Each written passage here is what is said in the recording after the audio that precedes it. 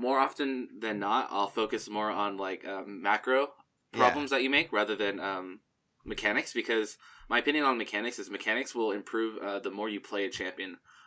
So I'm not gonna like get on you about, oh, why didn't you do this? Like you could have Q flash instead of flat Q, stuff like that, because that's just stuff that you learn the more you play champion. So for competitive play, I mean, if you're talking about in a team atmosphere, Bard is really good for making plays. If you're talking specifically about solo queue, Bard is not in a very good state right now. Yeah, I know. But he's just my favorite champion. Yeah, I mean, I played a lot of Bard, not last season, but season 6. I played quite a bit of Bard. He has like a 48% win rate or something yeah, right now, doesn't he? He's super, super fun, but really bad. 49, he's just under 50%. Okay. But I don't think you should play any champions that are like outside of top. I mean, honestly, like top 8. Yeah, I play Janna and stuff. But I didn't want to have like a Janna video for this. I don't know. Yeah. It's okay. Just my advice to you: if you're looking to climb, then you would want to focus more on these champions. If you're just looking to improve, though, you can improve on any champion. So that's okay. And then the other thing, another one of those things that I tell everybody: level 1, you want to be as proactive as possible. This is, and the reason I say this is because what you're doing right now, you click on a spot and you kind of just sit there. And if you think about it, a lot of people will do this. And if you can be the one person that's leading your team to be active, then you'll be able to get a free kill. I mean, I'll press play right here and see who's moving. Looks like J4 is moving and Ash is moving. But if you look at the other 3 players on their team, they're all sitting still. And that's because it's very common for people to, at the start of a game, click on a place on the map, and then they'll like go on their phone, or they'll like tab out, or they'll go to the bathroom, or whatnot. So anytime you're playing a champion with any kind of crowd control ability, which on support is just about any champion, you want to be a little bit active. And then it's even a little bit more important on Bard because you want to be getting your chimes, right? So just moving around the map, allowing you to get your chimes. I think there's 2 chimes that spawn before the minions clash at 1:30 or whatever. So you can be getting your chimes, and you could be moving into the jungle to try to get a pick. Even if you're not getting a pick, you could still be looking to get vision in the enemy jungle. And then what about spell order? What do you max on Bard? QE. Because W's like uses to max second. Yeah. The thing is it varies. Let me look what's the best right now. Yeah, now it's W. Really? Yeah, there's certain champions, very few champions, that have this as the situation, or that this is the case. But just to name a few, like Bard and Thresh, the skill order will bounce around quite often. I guess like Lulu too, right? Yeah, just with like small buffs and tweaks that they get to their abilities. So anytime there's a small change to the ability of a champion, just try to check into one of those third-party programs like champion.gg, op.gg, lolgraphs, a couple days after the patch comes out, to see if you need to switch up your max order. Okay, in this lane, there's an Ashe support and a Vayne. This is a very strange lane on their behalf, but it's a lane that you should win. Let me slow this down. Just wait. Do you go on to win this game, or do you lose it? I don't actually remember. I think. Oh yeah, I think we did win. But I think because I think I picked this game because I wanted to know if I was like roaming properly too. Like, okay. But yeah, you guys should win this lane at least. And this is something that you need to recognize. One thing I think I need to improve on. A couple things that you always want to think about is because the game doesn't start when you guys load onto the Rift. The game starts in Champion Select. So during that time in Champion Select and in the loading screen, you need to be asking yourself a couple questions, such as like, what is our comp good at? What is our win condition? And how is our lane phase supposed to play out? So looking at this lane, Vayne, is a scaling ADC and one of the weakest laners. Ashe support is a very strange lane that only works with certain picks, and Vayne is not one of them. There's like the math. Yeah. At the same time, you have Ezreal, who's the highest win rate, or one of the highest win rate ADCs right now, who does a lot of damage if he's able to land his abilities. And Bard is a support that does a lot of damage. So you guys should be able to win this lane. And then the biggest way, when you are able to identify that you win a lane, you want to look to take advantages whenever you can. That means the first advantage that you guys are looking for is this level 2. Yeah. So right here, you can see, let's see, who hits level 2? They hit level 2 first. And that means that what you're doing wrong in this situation is you're not autoing the minion wave enough. I think I was, though. That's why I was confused about Let's it. see. Right here. Right here, what you could do is you could be walking up here and autoing. You also want to play with the bush a lot. This goes for any support champion. So if you just creep in here, I mean, obviously if you're over here and you just walk up, you're going to be taking free harassment. You can walk into this bush, walk in over to this area, and start hitting these minions. All this time, you want to be hitting this wave. Even because these ones? Yeah. Won't it then crash into us, though? No, not if you... the wave will push and you'll crash into them if you're pushing significantly faster than they are. Okay. But the amount of autos that you're giving in this situation is putting you guys just about even. Okay. So it varies depending on how much they are also pushing the wave back. You don't want to be just nonstop autoing the wave if they're not autoing at all either, because in that situation you're just going to push into them. But if they are autoing the wave, then you need to be matching the autos to make sure that you're getting level 2 first, because the level 2 is one of the most important parts of the lane phase as a support. I mean, it's really early off in the game, and I don't know if you end up doing this more later on, but one of the biggest parts about Bard in lane is your ability to land your stun through the first wave. So anytime you see minions like this, you want to try to put your Q like right here, so that it'll barely tip this minion and hit the back or the champion behind them. And then you do it here, and I'm probably gonna do this a lot.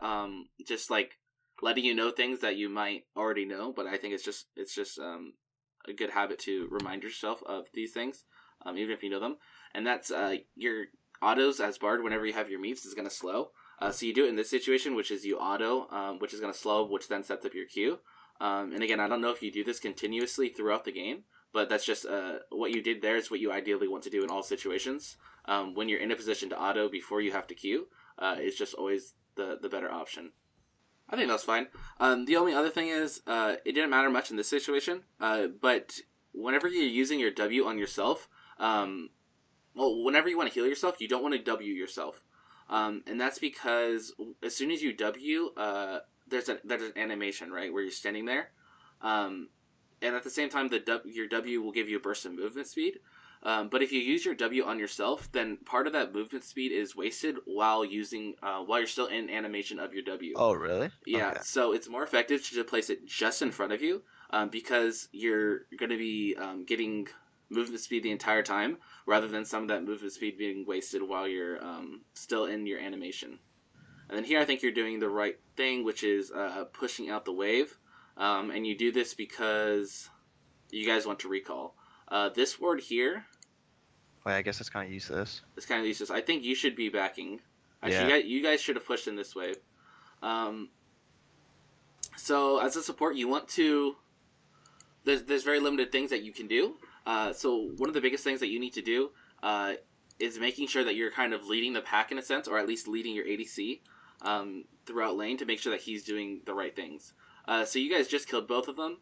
So your goal right now should be to push in this wave and back as soon as you can, so that you can get back in lane faster and start pushing your lead. Instead, you waste a little time with this ward. I mean, you already know now. You already pointed out yourself that that's kind of a useless ward that doesn't accomplish anything. But what's worse about this? It's not the fact that you wasted a ward. It's the fact that you wasted a little bit of time. And time, as far as using your time efficiently to get good back times, is super important, and it's something that not a lot of people think about. But if you think about it, if you get good back times, that means that you're going to be back in lane faster to start contesting the enemy bot lane, which means you could start pushing your lead faster. So these situations, as soon as you see that double kill, anytime you kill both of the laners, or even just if you kill one of the laners, it should just instantly click in the back of your head that we need to push this wave in, and then start recalling. And if your ADC doesn't start doing that right away, It's your job to point them in the right direction and start doing that. And then again, this is more wasted time. Um, Yeah, I don't know why I did this. I realized like after I was like, what the. yeah. Yeah. So another thing that I always like to tell people is you always want to you want to be active in the game, right? You always want to be thinking about what's your next move, like what you can or what is your purpose in the game, like what is your role in this game. But another thing you want to ask yourself is like, what am I doing right now? Like, what am I accomplishing? Because sometimes, I mean, I understand it's very difficult when league games can run all the way up to like 45 minutes or whatever. It's very difficult for the entirety of that game to keep your focus. And it's just understandable that nobody's going to be able to keep 100% of their focus during that time. So it's important to just constantly ask yourself, like, what am I accomplishing right now? And sometimes you realize that you're not actually getting anything done and that you need to do something else. So in this time, it looks like you just kind of like doze off or something. You're just not paying like 100% attention, which is okay because it happens. But in those situations, you just need to ask yourself, like, what am I accomplishing right now? And then you say, okay, I'm not accomplishing anything. What I need to do is recall, spend the gold that we just got off of those two kills, and get back to lane. You have 600 gold. So here, I probably would have gone the upgrade into Frost Queens. Is it that good? I feel like. I don't know. Is the upgrade worth it, in your opinion? Yeah, I always get Over, Eye of the like, Watchers. Okay. Almost every single time on an AP Well, yeah, support. eventually. Yeah. So yeah, if as Bard, I would say anytime you back, what you want more than anything is to get Mobies. If you can't get Mobies though, you want to go for Frost Queens. Okay. This buy, and the other thing is I always want to be as cost efficient as I can, which means that I never want to leave base with more gold than I could have spent.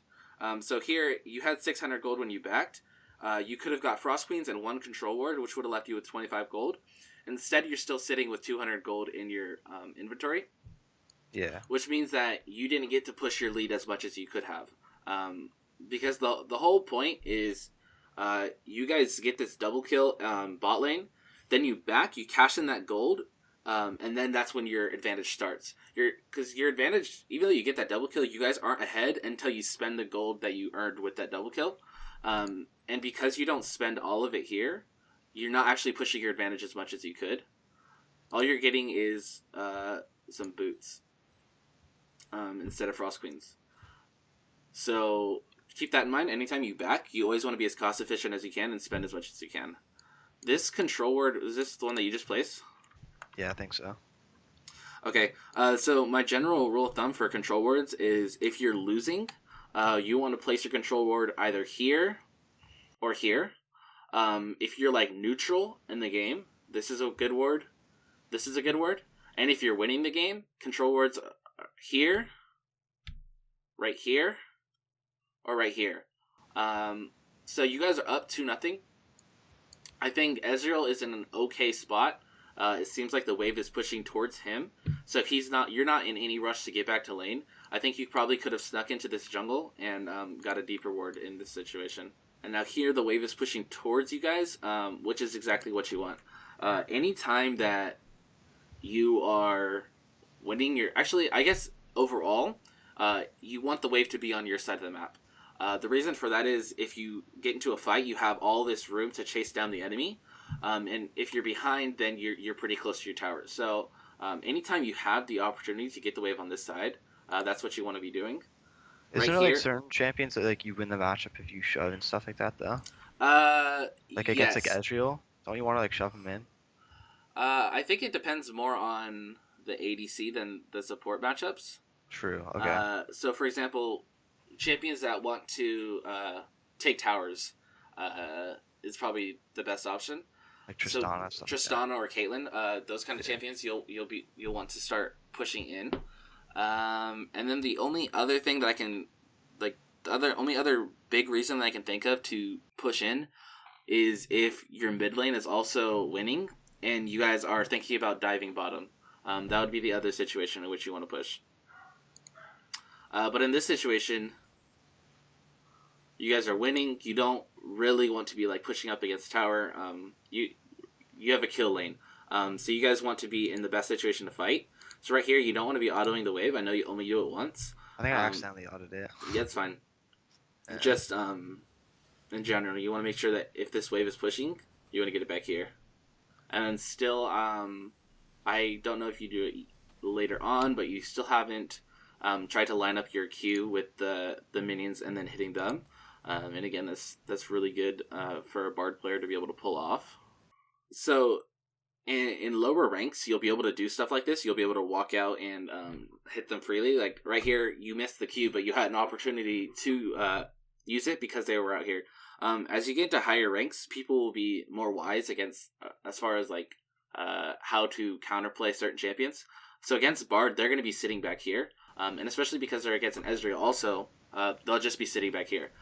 So in those situations, you're really going to have to rely on being able to line up your Q with not only the champion, but after hitting the minion. Another thing that's good to point out, have you ever heard of the term or the phrase like, you have to thin out the wave? Yeah.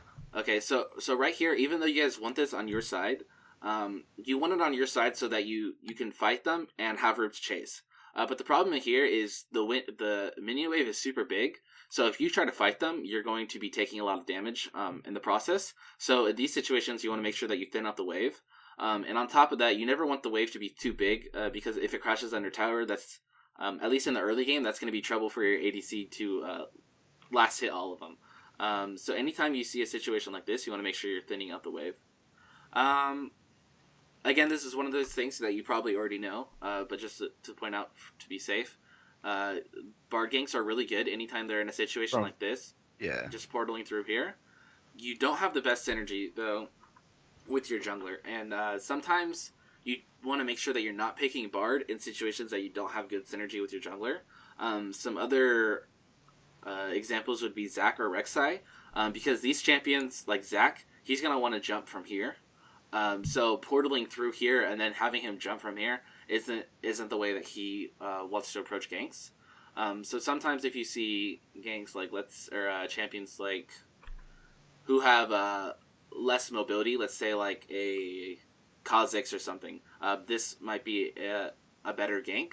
So in those situations, you might say like, oh, Kha'Zix, I can set up ganks really well for him. Maybe I'll pick Bard in this situation. Or if you see like Zac on your team already picked, and you think, okay, the synergy with the ganks isn't going to quite be there yet. Okay, so the other thing that you should probably be paying a little bit more attention to is itemization. So the thing is, you guys got a double kill, you guys went back, you cashed in some gold, which is nice. And in most situations, you would be winning this lane at this point. But the problem is, if you look at your items, your Ezreal has a tier and a Sapphire Crystal. So he doesn't have any more offensive items. So even though you guys went back and you cashed in, you always aren't actually ahead in damage at all. And on top of that, you didn't buy any offensive items either. You went for boots. So you guys can't be overly aggressive. And the problem here is, it's not on you. It's more your ADC's fault. But you guys have to understand that in this situation, you guys aren't really ahead because of your items. And as soon as you missed your Q a little bit earlier, you guys can't walk up at all. And again, this wasn't something that you did. This was something your ADC did, but just something that you should also be cautious of. Okay, do you stick around?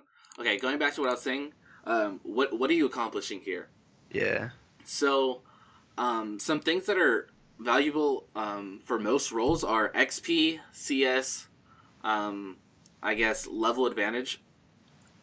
But those things aren't as important as a support. So here you're getting all three of those things, but it's not very valuable to you. So you need to ask yourself, what am I accomplishing by staying here? The two options that you have is you could just recall and cash in your 600 gold.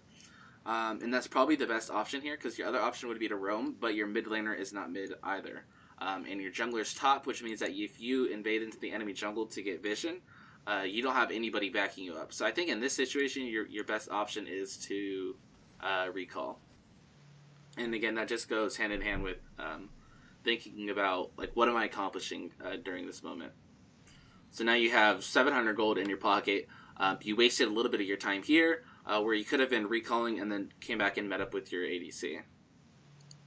So recall times, and asking yourself, what am I accomplishing right now?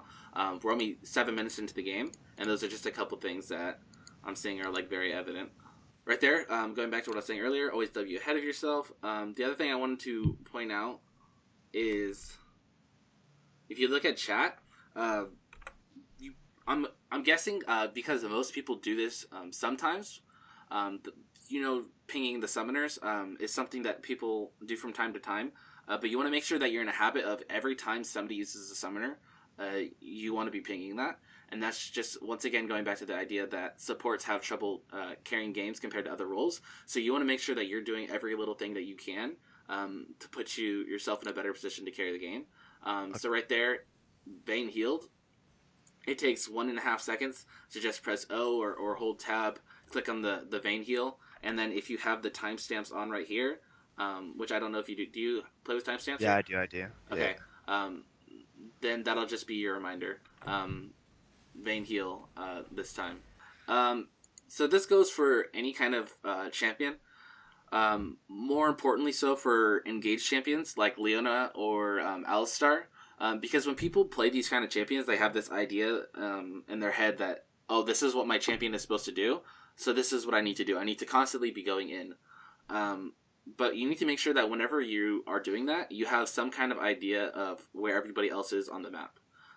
So right here, you take a little bit of a risk because you decide to go for this play without knowing where J4 is, which you're going to have to do from time to time.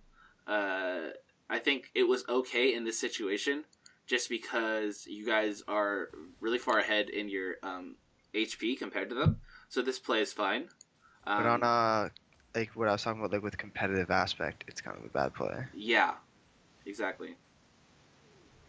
And if you're playing competitively and you have like voice comms, this could just be like a second and a half of you asking, do we know where J4 is? Yeah. And maybe somebody on your team will say something like, oh, his blue buff just came up, he's probably bot side, and then you don't go for this play. Yeah. Something as simple as that. Yeah, the thing is you have a lot of gold. 1,000 gold isn't a lot of gold like in the big picture, but for supports, like 1,000 gold is quite a bit of gold. So maybe this roam works. He just pools. I forgot about that. I was like, oh yeah. Maybe this roam was an okay idea. But the problem is you're still struggling to back at the proper times. Okay. So maybe if you had backed earlier, this roam would have been a better idea because you wouldn't have as much gold in your inventory. But again, you have a lot of gold and you're not spending it. The other thing is as you're right here, you should be thinking, like, what am I accomplishing by pulling off this gank? And you can see that he's basically right at the halfway point, and the odds of you landing this gank are like little to none. The only thing that you could have done differently maybe is take this route instead, because then maybe he would have been more willing to fight back while you were still in fog of war.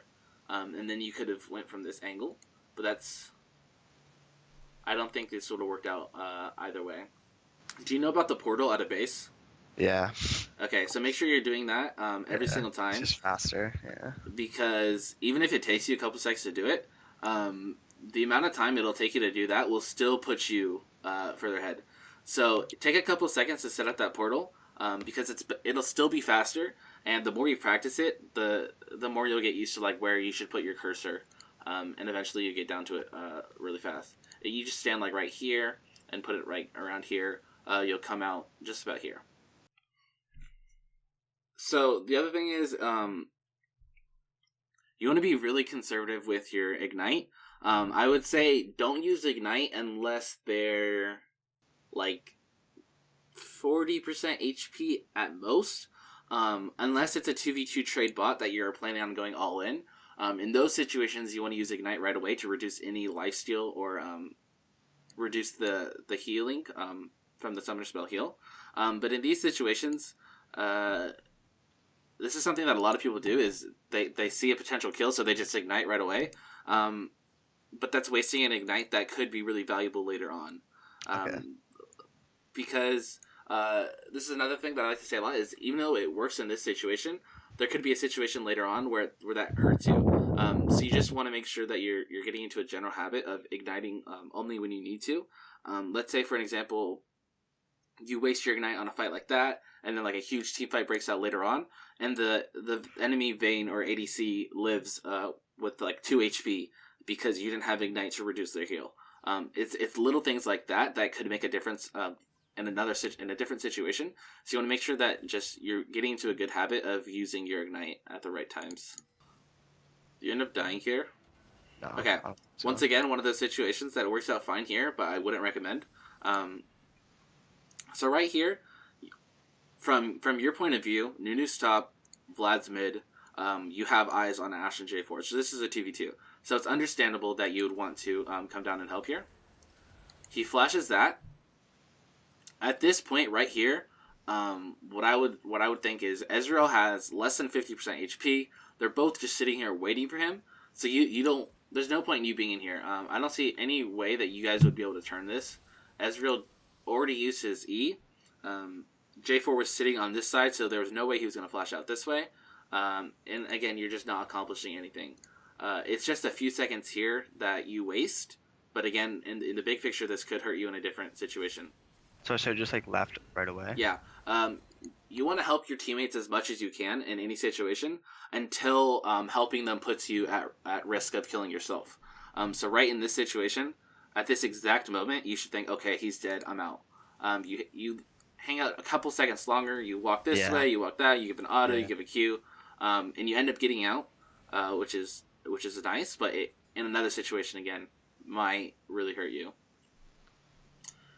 So, another just general rule that I always like to follow, anytime you have an opportunity to save your ADC, go for it by any means, until helping them puts you in a situation where you're probably going to be killing yourself as well.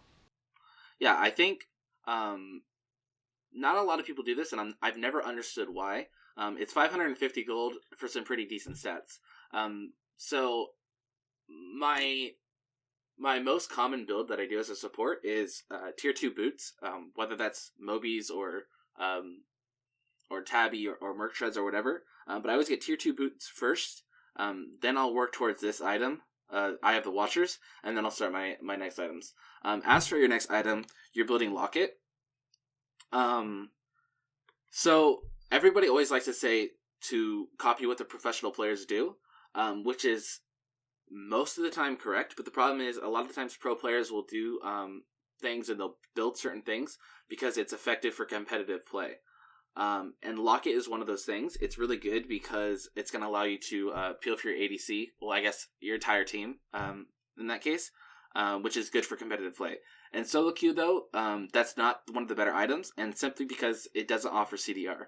CDR is one of the most valuable statistics in solo queue because CDR is going to allow you to use your abilities more often, which allows you to ultimately make plays more often, and that's how you're going to be able to carry games is making plays to set up your teammate because it's less coordinated than a competitive game.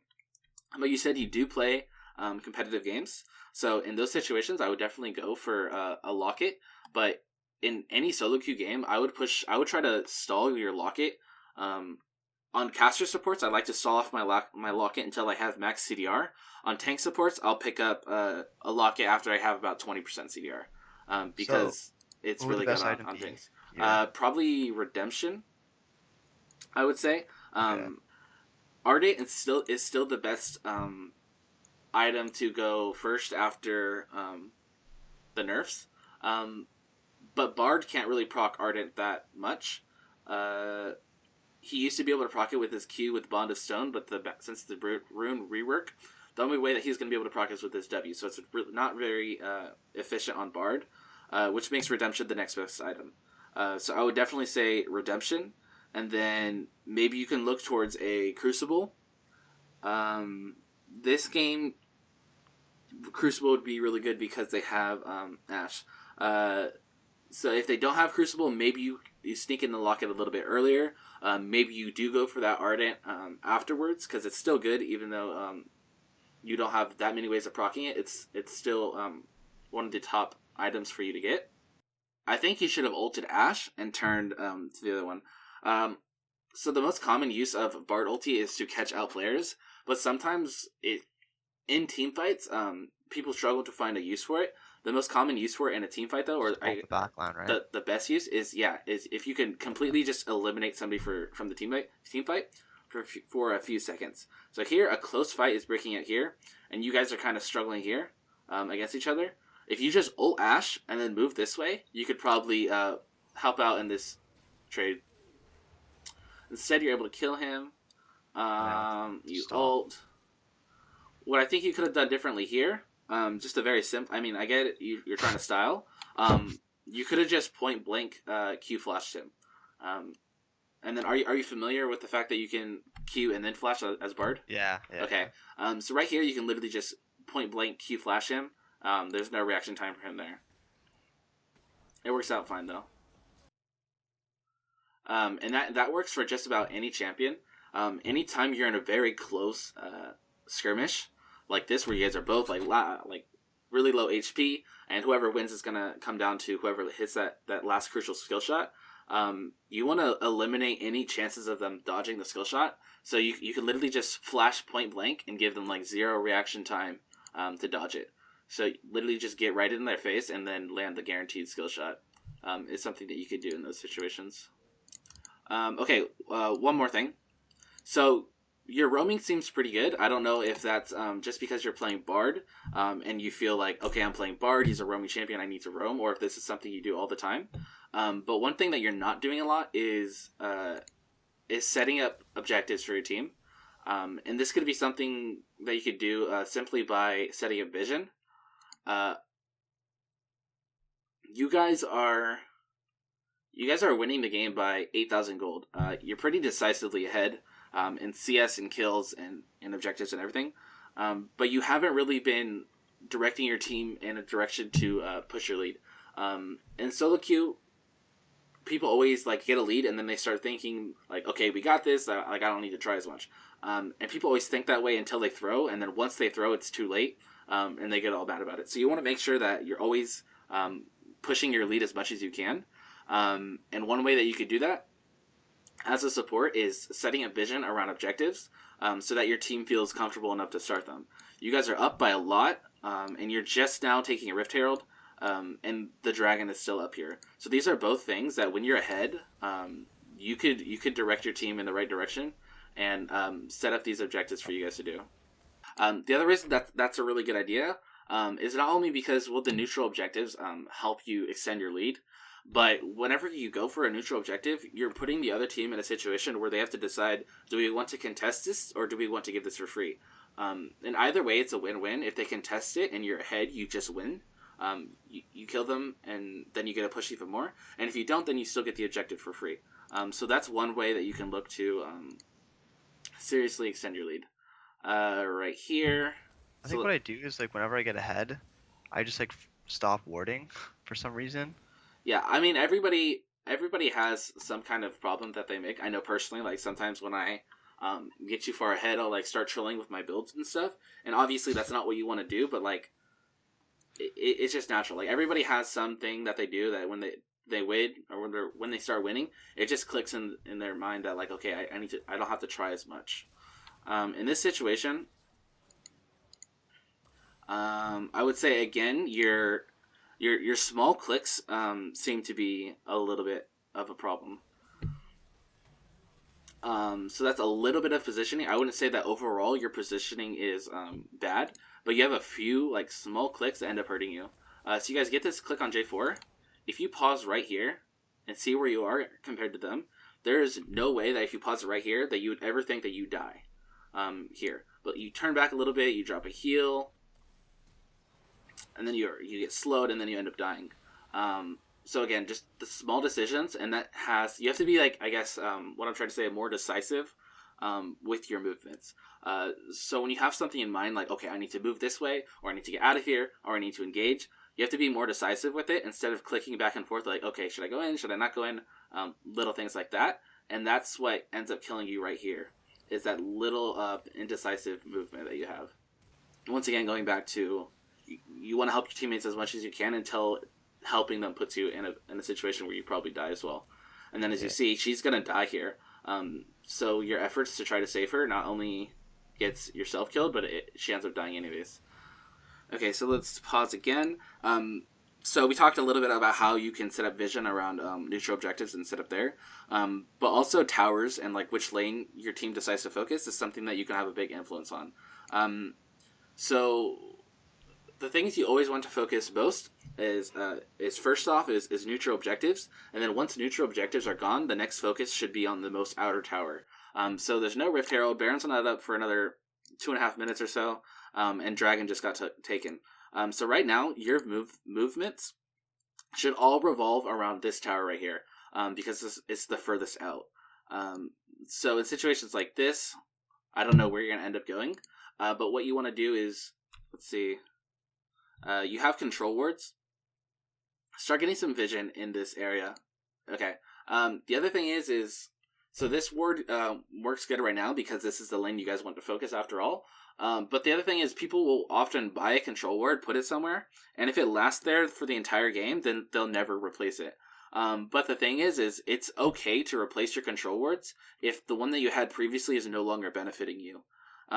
For example, let's say like this right here, this is a really good control ward to put down in the early parts of the game. Because it's a deep ward, it'll give you lots of information on the enemy jungler, and they rarely find it.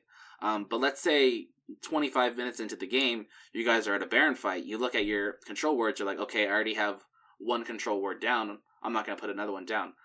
You want to make sure that you're still getting vision wherever you are on the map, because a control ward is only effective if it's around the area that you guys are currently playing in.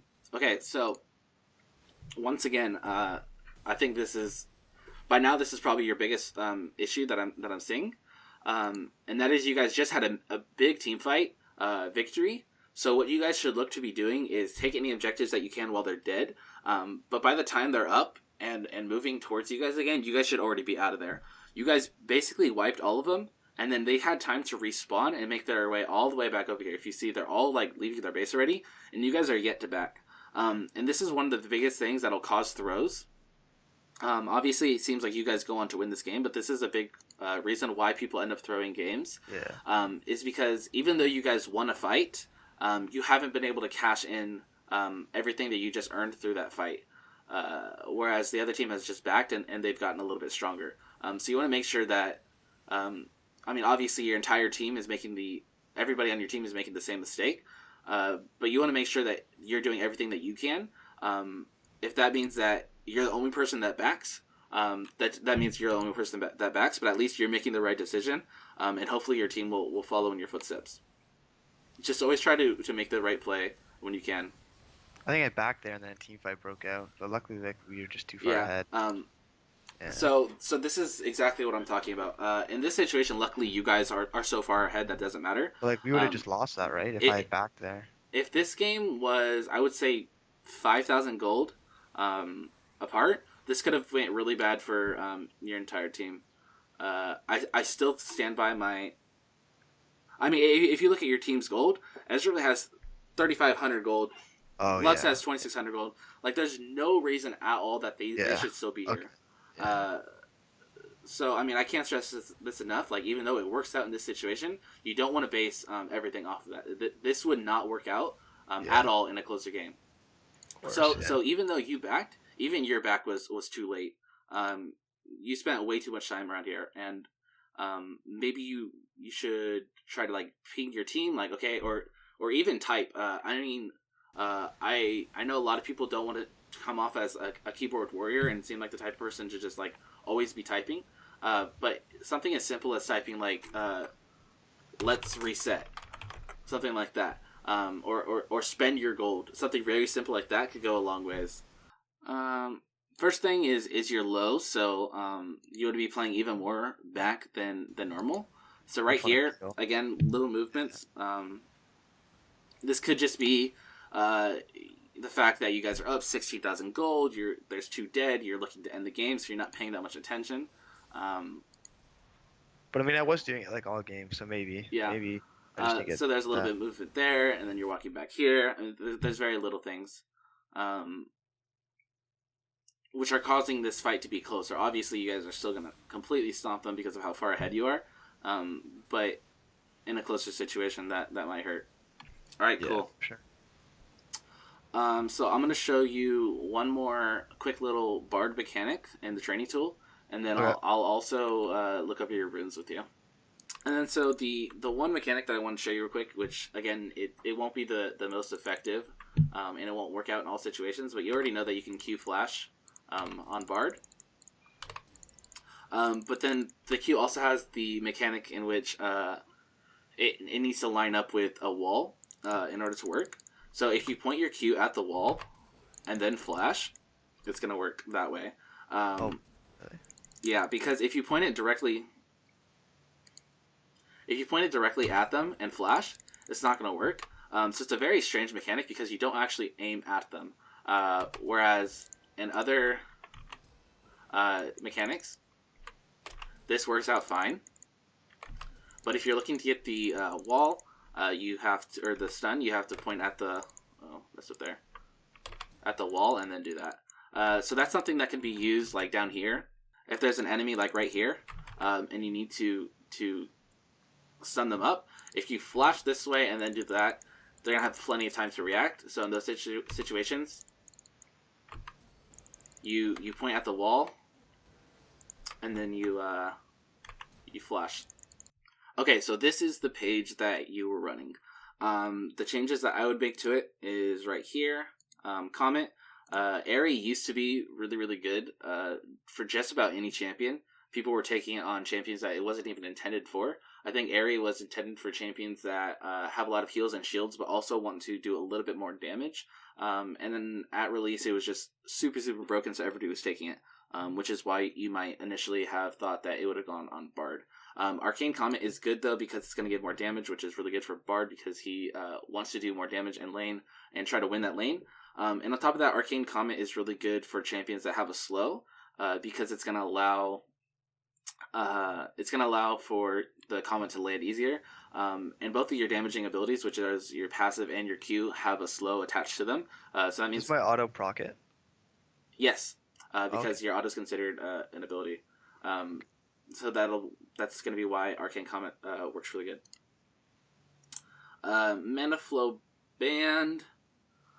It got It's nerfed. not bad for like his heals, right? Yeah, it got nerfed recently. But I think I mean personally, I haven't played Bard in a while. But from what I recall, the last time I was playing Bard a lot, I ran into mana problems.